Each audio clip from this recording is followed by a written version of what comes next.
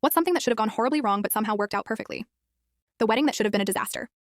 About 5 years ago, I helped plan my best friend's wedding, and to this day, I'm convinced it only worked out because the universe was feeling generous that weekend. She was marrying her college sweetheart, a kind, anxious, slightly disorganized man who had the best heart and the worst luck.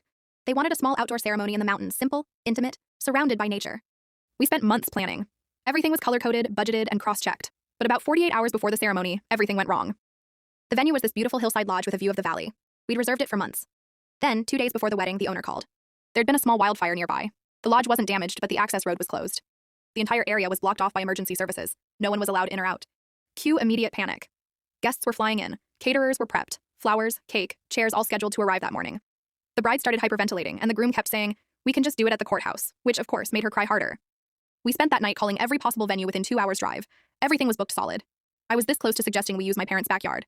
Then at midnight, a local community center called back, said someone just canceled their weekend rental because of the fire. They had a big open field behind the building and a backup generator in case the power went out. We took it. No time to think. Just said yes. The forecast had been sunny all week until the day of the wedding. Thunderstorms, not light rain, thunderstorms. By morning, the sky was a mess of gray clouds.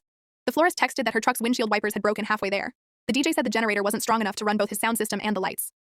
At one point, I remember standing in the middle of the soggy field, holding a half-collapsed tent, thinking, we are doomed. And then I swear I'm not exaggerating, the second the bride stepped out in her dress, the rain stopped.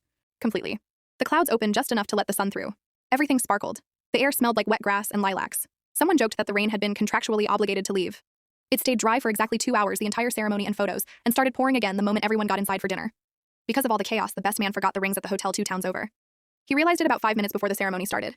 I've never seen a man go that pale that fast. He sprinted to his car, tore down the mountain road, and somehow made it back just as the officiant said, "May I have the rings, please?" The bride thought it was planned drama. She actually laughed and said,